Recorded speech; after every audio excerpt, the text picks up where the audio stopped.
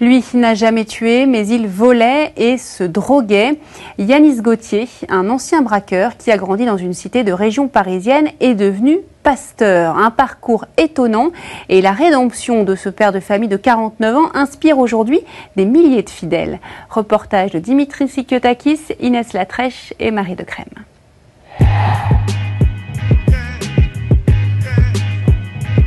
C'est une joie, vraiment, dans ces temps difficiles de confinement, que de pouvoir nous réunir ensemble dans la présence de Dieu. En temps normal, l'église aurait été pleine. Certainement 200 fidèles. Yanis Gauthier captive et fascine.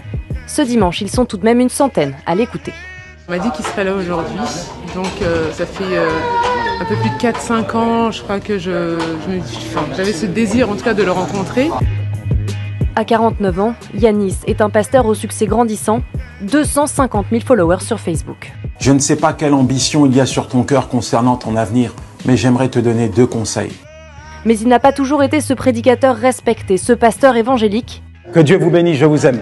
Au départ, il en était même aux antipodes.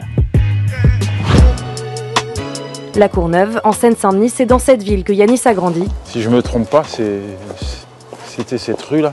Un quartier rempli de souvenirs. Avec mes camarades, on jouait au foot. Puis aussi, parfois, il y avait des petites bagarres, fallait se faire une place, fallait se faire respecter. C'était pas toujours facile, mais j'en garde des très bons souvenirs. Mais certains sont encore douloureux. Ici, au cœur de la cité des 4000, Yanis n'a pas 10 ans quand un de ses amis est abattu sous ses yeux par un voisin mécontent du bruit. Ça a été un élément déclencheur. Pourquoi? Parce que à partir de là, je me suis enfermé dans mon quartier, dans cette bulle. Et ouais, j'ai commencé mes petites bêtises. Abandonné par ses parents, élevé par une belle-mère autoritaire et violente, le jeune Yanis multiplie les mauvaises fréquentations et tombe dans la drogue. Je me suis mis à agresser des jeunes, à leur prendre ce que je ne pouvais pas m'acheter, et je me suis fait arrêter.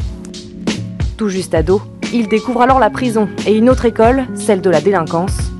À peine sorti de détention, c'est l'escalade, le trafic puis les braquages de banques. À 23 ans, retour derrière les barreaux.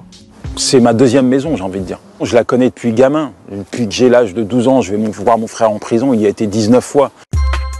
Son frère, au chemin tout aussi escarpé, qui perdra la vie à 30 ans, assassiné dans un restaurant. Yanis nous emmène au cimetière où il repose. C'est un lieu où finalement, tout s'est fini pour moi et tout a commencé. Il n'est pas revenu ici depuis une dizaine d'années et se souvient du choc, des envies de vengeance, mais surtout de sa prise de conscience. Je pense que quand j'ai enterré mon frère, j'ai enterré une partie de moi-même. J'ai pris une décision, je préfère être un père pour mes enfants, plutôt que d'être un soi-disant vengeur qui termine au cimetière.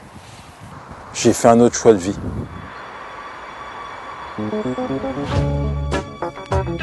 On retrouve Yanis chez lui, en Eure-et-Loire. Je passe un petit coup de chiffon dessus. Il est désormais un homme rangé, fier de son épouse Manu et de leurs 6 enfants. Comme ça, c'est bien.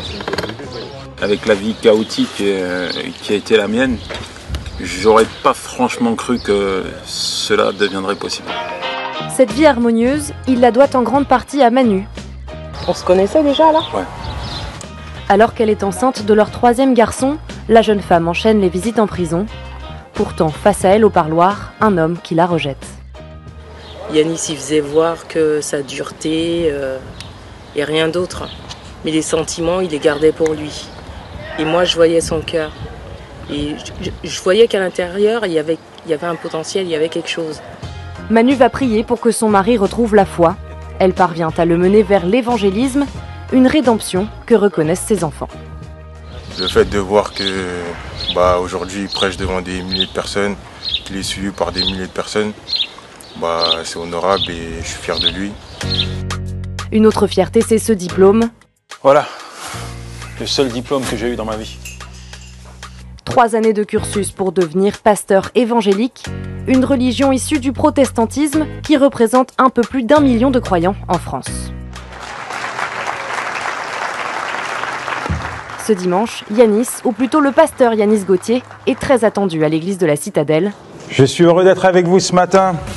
Il intervient ici, comme devant d'autres assemblées d'Île-de-France, 2 à 3 fois par semaine. Il est très apprécié, il est très aimé parce que il est dynamique, il est vivant et puis surtout par rapport à son témoignage. Son histoire d'ex-braqueur transfigurée par la foi passionne et Yanis en a fait une sorte de fonds de commerce. Puis les années vont passer et successivement, je vais prendre 5 coups de couteau au niveau du thorax. Il la diffuse lors de conférences et dans des livres qu'il vend à la sortie des églises. Vous retrouverez ce livre, Le prix du pardon, à la table de librairie à l'extérieur. Que Dieu vous bénisse. Yanis mise sur sa notoriété pour apporter un complément à son salaire de 1 700 € par mois. Son premier livre, c'était le meilleur des cadeaux qu'on m'a offert, je crois. Quand on écoute son parcours, on n'a pas l'impression que... Enfin, c'est pas marqué sur le visage, hein, l'histoire d'une personne n'est pas marquée sur le visage.